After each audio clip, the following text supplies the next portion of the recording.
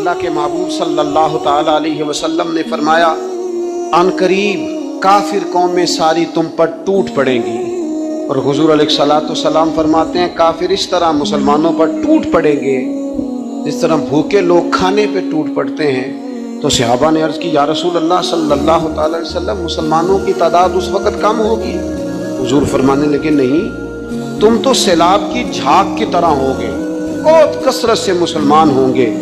تو یا رسول اللہ اتنے مسلمان ہوں گے تو پھر کافر ہم پر کیوں ٹوٹ پڑیں گے؟ تو اللہ کے محبوب علیہ الصلوۃ والسلام فرمانے لگے تمہارے دلوں میں کمزوری ڈال دی جائے گی، کفر کا رعب تمہارے دلوں میں بیٹھ جائے گا۔